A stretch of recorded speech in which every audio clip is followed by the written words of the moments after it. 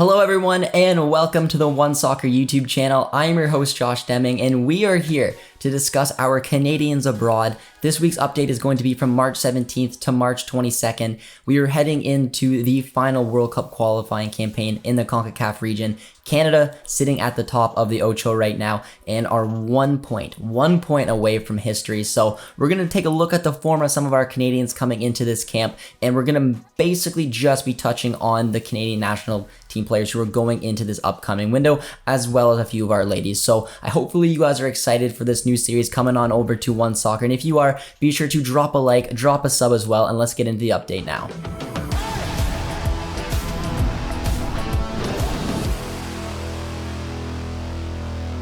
All right, Canadian soccer fans, here is your Canadians abroad update. This week's update is going to start with Alphonso Davies, and as a lot of you know, Alphonso Davies is back in training. He's weeks away from returning to match fitness, and it was set with an early April date as a potential return for Alphonso Davies by Bayern. Really encouraging news, and it led to some speculation whether he would or would not be included in the upcoming window. He was not, and Herdman did have to say though on Sunday that they were looking for a way to bring Davies in for at least a little bit of the camp, allowing him to taste the environment again. It's very important because Alphonso Davies was such an important part of this Canadian success, and it's almost a shame that he can't be a part of it while they see it out. However, the hump with getting him involved is the fact that Bayern have the call, and Bayern want to make sure that they do everything in their power to make sure Alphonso Davies returns to match fitness as quickly and as safely as possible. So we're going to have to wait to see how that progresses, but regardless, we know Alphonso Davies will be supporting from somewhere, whether he's actually makes it out to a match or if he's streaming from Twitch or is in Germany. We're going to have to wait and see, but regardless, we all know what his impact was on this campaign, and we know that there's some more important games to come because the journey has just begun. Moving down the league to Bundesliga 2, we're going to take a look at Scott Kennedy. Over the weekend, he started and went 76 minutes before getting subbed off due to a knock. He started as a center back in a 4-2-3-1 system. Kennedy had 36 touches, 5 recoveries, 5 clearances, and despite the knock, was still included in the upcoming Canadian national team World Cup qualifying window. Jan Rogersberg went on to win the match as well, 1-0 over Paderborn, and with that result, they sit 10th in the table with a 10-6-11 record, ending a 7-match winless run. Moving along now to our next Canadian abroad, we're going to take a look at Jonathan David, who was called up for the Canadian men's national team this upcoming window. And over the weekend, David started and played 74 minutes as a striker in a 4-2-3-1 system. David had 32 touches, 1 shot, an 81% pass completion record, 1 big opportunity miss, and 1 key pass as Lille won 1-0 against Nantes to have a record right now of 12, 10, and 7, 46 points to sit 6th place in the table, only 6 points off a 3rd place, a Champions League spot. So it wasn't the goal scoring match we'd like to see from Jonathan David, but he was very involved throughout the match. He helped Lille sniff their way up, getting towards those Europa League, Champions League positions. So regardless, it's a good week getting some minutes in heading into the upcoming camp.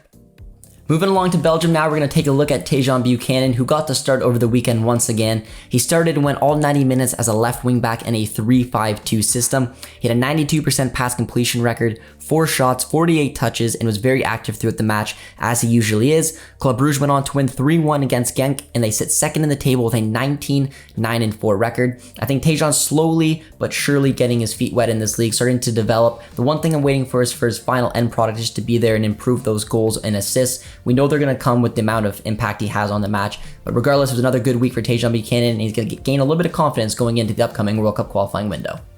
Dropping down a league, we're going to take a look at Liam Fraser, who started over the weekend and played all 90 minutes as a CDM in a 4-2-3-1 system as Dians went on to win 2-1. They sit 4th place in the table with an 8-12-5 record. Fraser's also been called up to the Canadian men's national team for the upcoming window, and here's what he had to say about his experience playing in Belgium so far. To be in Belgium and to be playing 90 minutes every week and to be a main cog and in a wheel is something that's really given me more than anything, just experience as a pro footballer in different moments of matches and how to deal with those. I think going from the national team to Belgium from January, it just gave me more belief in myself and gave me more belief in who I was as a footballer. And obviously those moments add up and can really help you in the long run. So I think I took those experiences from those first couple games in January with Canada and was able to turn those into really good matches and really good moments with my club in Belgium. Moving along to Troyes now, we're going to take a look at Ike Ugbo, who started once again over the weekend. He played 63 minutes as a striker in a 5-4-1 system as Troyes drew Saint Etienne 1-1. Ugbo was solid throughout the match, had a 65% pass completion record, 26 touches, had 1 shot on target. Troyes sit 15th in the table with a 7-8-14 record on 29 points.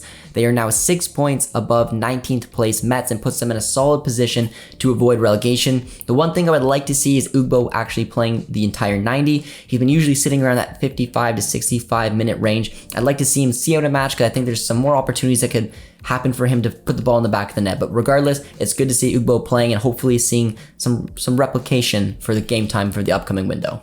Heading on over to Portugal, we're going to take a look at Stefan Eustaquio, who have 2 matches we get to discuss on this week. As midweek in the Europa League, Eustaquio started as a CDM in a 4-2-3-1 system, playing 57 minutes, having an 82% pass completion record, 3 key passes, 32 touches, and overall had a solid performance in the start for Porto as they drew 1-1 against Lyon. But unfortunately, with that result, they get knocked out of the Europa League in the round of 16, 2-1 on aggregate.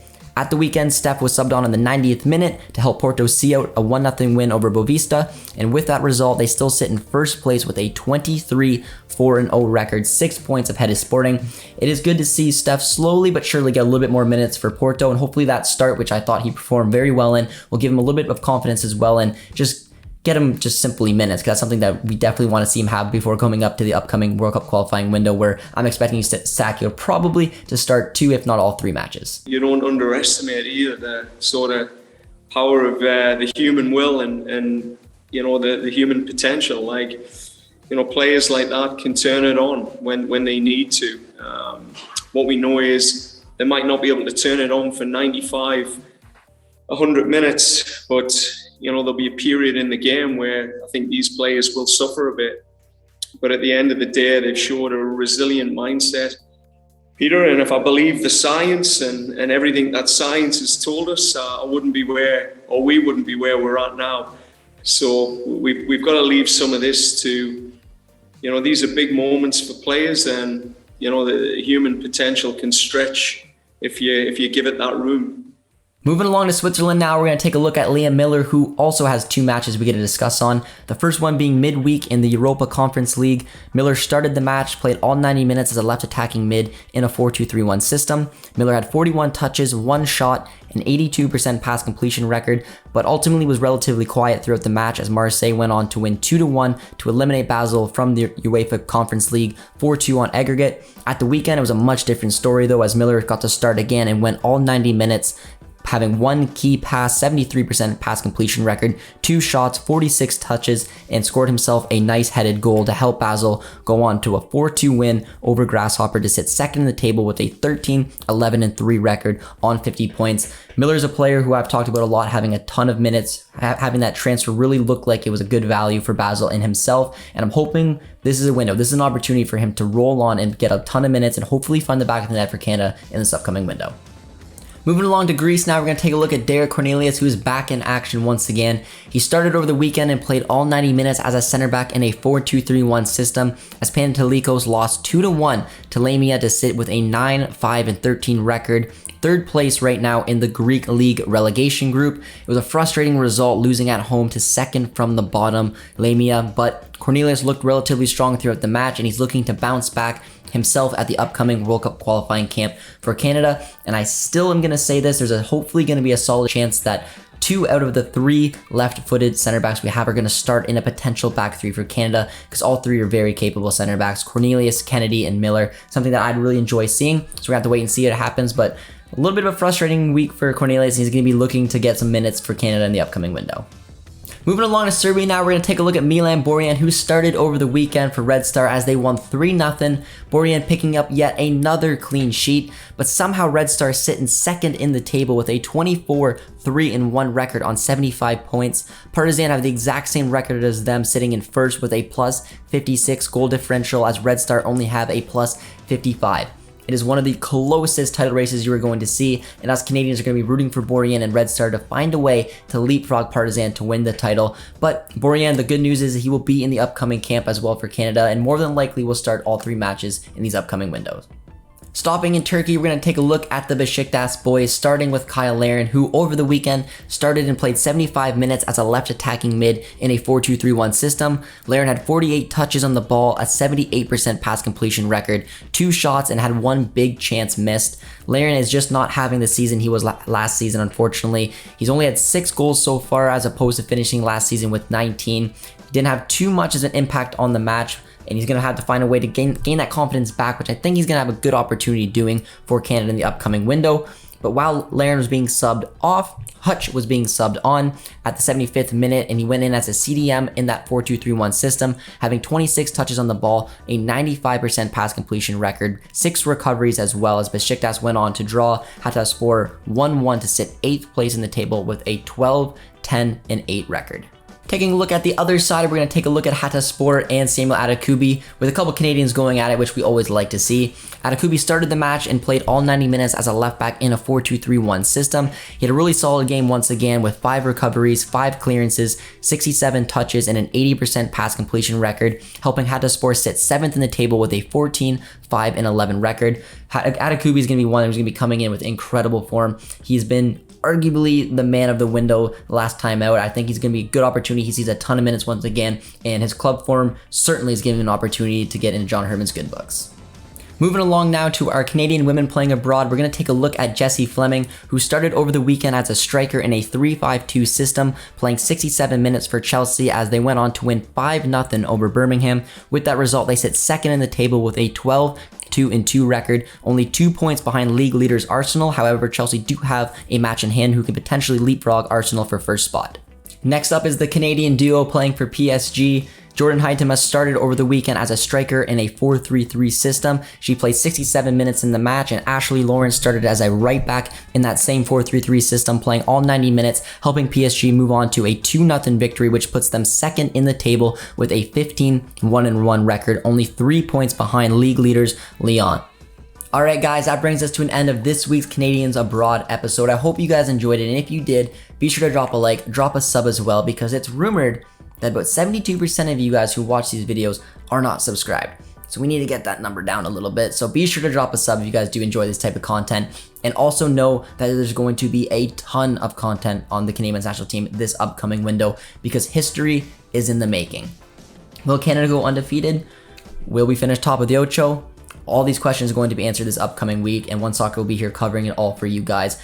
And I want everyone out there who is Canadian and is maybe just getting into the sport, or who have been a big part of this sport and the support of this Canadian men's national team for a long time, to think about how far we've come in such a rapid period of time, and what it means to be Canadian and what it's going to mean to qualify. And I'm going to leave you guys with that, because I'm super proud of these guys, this brotherhood, this country in general. And I want to leave you guys with a couple little thoughts from an interview that was done with Marc-Anthony Kaye, speaking of what it's like when he sings a Canadian men's national team anthem and what it means when the fans get around it. So if any of you guys are going to the match against Jamaica, remember these words and remember to sing that national anthem with your hearts. So here comes Marc-Anthony Kaye. Enjoy, guys. You know, on the side about John, I think the way he's brought us all together to understand the importance of what we're doing for our country, it then makes you realize how, you know, grateful and blessed we are to be Canadians and to have the opportunity to represent the country. And whenever we have an opportunity to put on the jersey, you know, it's a big responsibility, and you want to show out in any way possible. And the first thing you can do is the way you sing the national anthem. And I think, you know, I've always tried to be a leader in that way, to set a tone for each game.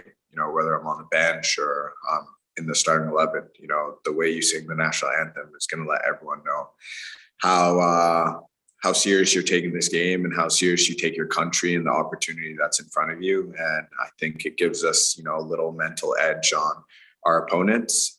So it's definitely something I want to continue to do, and I hope more people continue to follow. And, you know, if the fans get into it too, it makes a hell of an experience and an atmosphere. So, I'm proud to be Canadian. I'm proud to have an opportunity to put on the jersey and play with a bunch of great guys. So, you know, why not sing proudly?